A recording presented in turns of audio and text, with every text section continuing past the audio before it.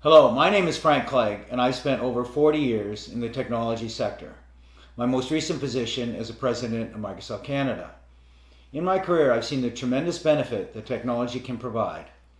I've also seen the potential harm if technology is not implemented correctly. And I believe our current implementation of wireless technology is not safe. That's why I co-founded Canadians for Safe Technology and why I joined the business advisory group of the Environmental Health Trust. I am especially concerned about our current implementation of 5G wireless technology. And the more research I do and the more experts I talk to, the more concerned I become. Now, there's no doubt that there are benefits such as autonomous vehicle and faster download speeds. At the same time, I think there is potential harm. I think it's important that we understand that 5G is not just an incremental number on our cell phones. In fact, over 230 scientists and researchers from 41 countries around the world have formally written to the United Nations, their member nations, and the World Health Organization expressing their concern over the planned rollout of 5G technology, especially for vulnerable populations such as children, pregnant women, and the environmentally sensitive. They have been joined by state legislatures and federal regulators who have asked the FCC to provide evidence that there is no harm from the rollout of 5G technology. There is no doubt that the engineers and businesses and companies that roll out technology are well-meaning. However, their focus is on being first to market and getting new products into the market as efficiently and quickly as they can. I am not aware of any research or studies by my industry or related industry that deal at all with the health or safety effects of wireless technology. Here are some important facts about 5G. 5G technology has not been tested. I am not aware of a single study that shows that 5G technology is safe. 5G, as in all other wireless technology, gives off radio frequency radiation, which is absorbed in the human body and accumulates in the human body. One segment of 5G technology are millimeter waves. Millimeter waves are used by the US and Israeli government in their active denial systems, which are used for crowd control. And what they do is they provide a very painful reaction in the skin organs of the body. We have no idea what the impacts will be to human health if that kind of millimeter wave technology is used and we are exposed to it 24 hours a day, 7 days a week. There are significant proven health effects from wireless technology and wireless devices. These include insomnia, headaches, fatigue, heart palpitations, all caused by exposure to wireless devices and the radiation from them.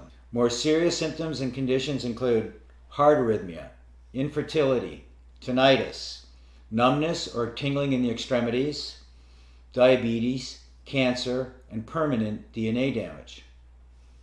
Mental health is also impacted, with increased anxiety, depression, rises in ADHD and autism, mood swings, and emotional instability. In fact, all of these health factors and conditions have risen exponentially over the last 30 years, and hundreds of studies that show proof of biological harm from wireless devices. Most recently, in 2018, the National Institute of Health's National Toxicology Program released the findings of a 14-year, $25 million study that showed clear evidence of harm in terms of cancer and permanent DNA damage. This study, several months later, was verified by the prestigious Ramazzini Institute out of Italy, which found the same results. Now you may ask how a product that has this potential harm could ever be released to the market and to the public for public use. Well, the way the process works is the FCC regulates all wireless devices and products associated with them. Unfortunately, the FCC is made up of previous telecom executives, lawyers, and engineers. It does not have any scientists or doctors that you would expect to be involved with the regulation of potentially harmful products. In fact, the FCC guidelines are 20 years out of date without any major significant improvement. Countries such as China, Russia, Italy, and Switzerland have safety guidelines that are 100 times safer for their citizens. The FCC guidelines are based on small, short-term, infrequent exposure. They do not worry about the accumulated effects for multiple devices. They don't measure or monitor exposure 24 hours a day or 7 days a week. And they have no special consideration for children, pregnant women, or those who have shown environmentally sensitivities to wireless radiation. In addition to the concerns about the guidelines, there is actually no oversight provided by the FCC, and in fact the telecommunications industry is self-policing. So what we are left with is almost a Wild West scenario where the regulations and the guidelines are significantly lacking and the industry is left to its own accord to roll this technology out to the marketplace. In addition to the concerns about the FCC guidelines themselves, the Federal Telecommunications Act of 1996 prohibits any telecommunication company to be sued on the basis of the safety or health of their products. So in other words, there is no liability to the telecommunications industry of any of the impacts of their products.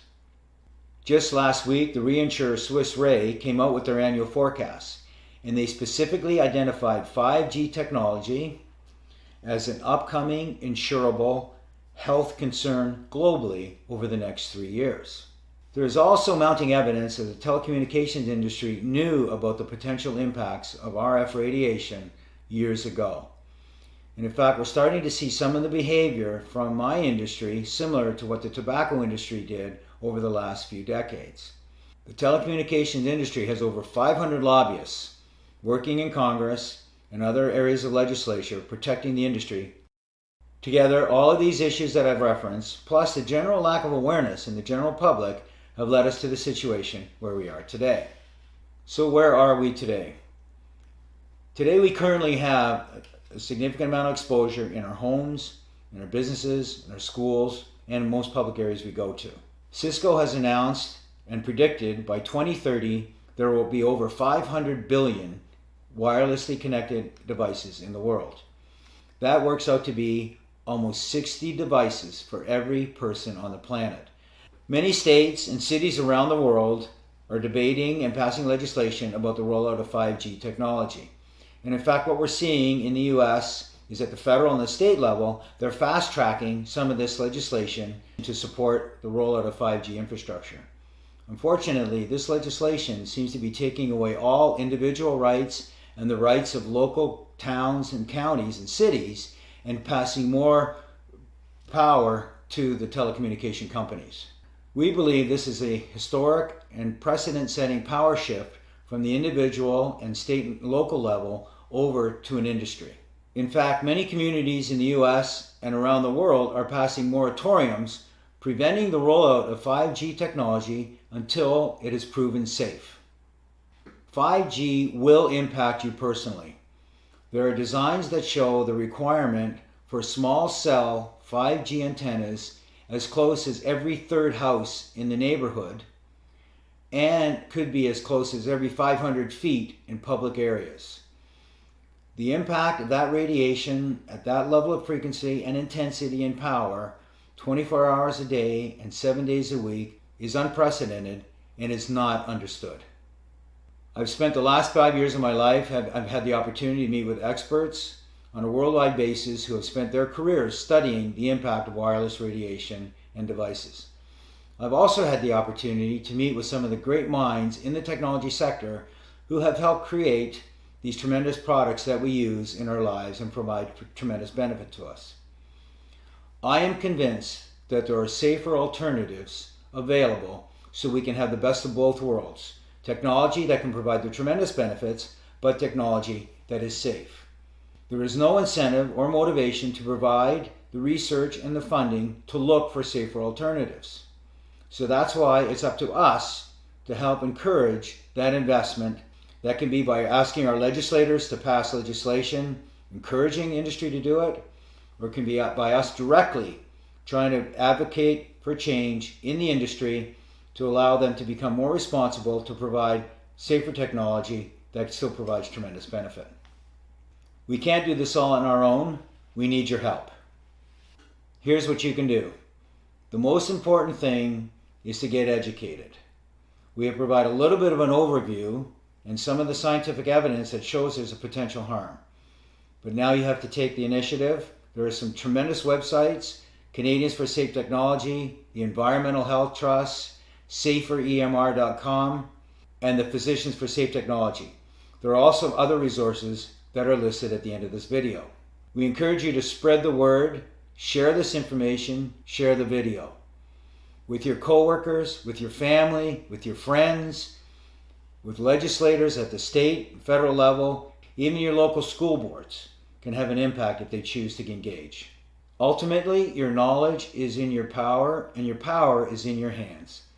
I fundamentally believe we can have the best of both worlds. That is access to the technology and the tremendous benefits it provides, but in a safe manner. We are advocates for safe technology, not no technology. I thank you for your time.